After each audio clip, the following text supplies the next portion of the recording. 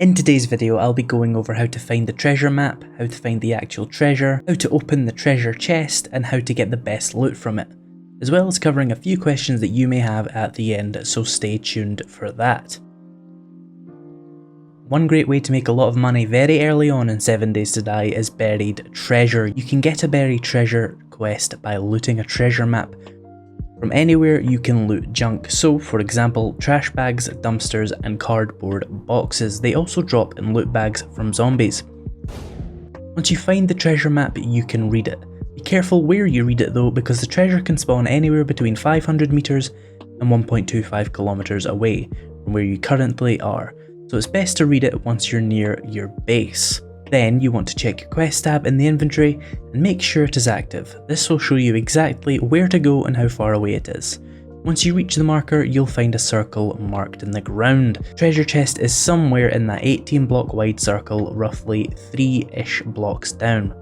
For every 10 blocks you dig from the circle, the radius will shrink by 1 meter, making it easier to find the treasure. You can also use rank 3 of the treasure hunter perception skill to bring that all the way down to a 1 meter shrink every 3 blocks dug up, and you can bring it down one further using lucky goggles, meaning that for every 2 blocks you break, the circle shrinks by 1 meter. Once you've found the treasure chest, you'll need to open it. To unlock the treasure chest you have 2 options. You can pick the lock or break the lock. Picking the lock requires lockpicks, and to activate the lockpicking mechanic you need to hold E on the chest and select pick lock. A timer will begin. This is lockpicking. Truly inspiring game mechanic. Your pick has a chance to break, but if it does you can just try again. The lock will be reset to a nearby checkpoint to when you broke the pick, so you don't have to completely start again. Breaking the lock is as simple as it sounds. You hit the chest until it loses all 7,000 of its health. Then it'll make a smashing sound. This is now an unlocked chest. The pickaxe, auger and sledgehammer work best for this, by the way. So now that you have the chest unlocked, what can you get from it? By the way, all of the information in today's video comes from the games files, so if anybody is still doing the take a drink every time Prebuilt has to go into the games files to find something that should be in the wiki or written in the game drinking game, I need a better name for that, then now would be the time to drink. Also, while I have you here, leave a like on the video if you're enjoying and subscribe if you want to become an alcoholic. Wait, what? So what can you get in the treasure chest? Well, for a start you will always, without fail, get at least 3,000 dukes. That is the minimum that will spawn.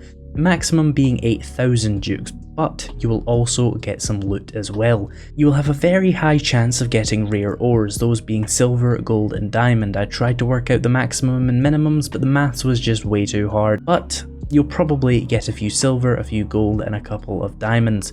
But what's so special about these ores? Well, silver can be sold for a base of 50 dukes each. Gold sells for 140 dukes each, and diamonds sell for 300 dukes each. And they can be used in the diamond tipped blade modification. But wait, there's more. You can also get scaled weapons and armor from buried treasure, so for example, you can get an iron sledgehammer once you're game stage 12 or higher, and you will also get a small bit of ammo. This treasure hunting is damn lucrative. And there is a way to get even more from these chests. Remember that perk I mentioned, the treasure hunter perk in the perception tree? That also increases the quantity of items you get from buried treasure by 30%. Now it's very hard to tell from the config files what exactly that means and whether or not it affects dukes, ores or ammo, so I dug up 9 chests without the perk and 9 chests with the perk to see what I could find. To spare you the exact maths, this perk doesn't seem to actually affect dukes, as I ended up getting less dukes the second time, but I did see a huge increase in ammo, old cash and ores. Now my tests are hardly peer-reviewed scientific studies, but for the purposes of this video they seem to narrow down the answer well enough. Now to answer some questions you may have had about the treasure map mechanic that the wiki also doesn't answer. Not that it answers anything anyway. So watch this before commenting.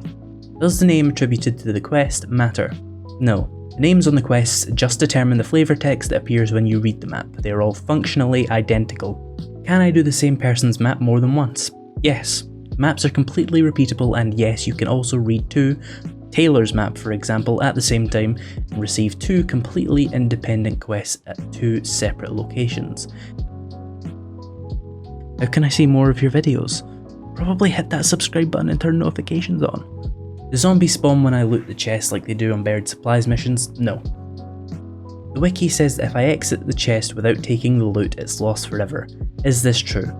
Not even remotely. The chest will pop and drop a bag on the floor, then you can loot the bag if you want. Just remember that it may despawn in 5 minutes if left. Is this the end of the video? It sure is. If you enjoyed the video, hit that like button, and if you have any questions that I didn't answer, then go ahead and leave a comment down below, and as always, thank you so much for watching, and I'll see you in the next video. This was the 4th time I tried to record this audio, by the way. Isn't that fun?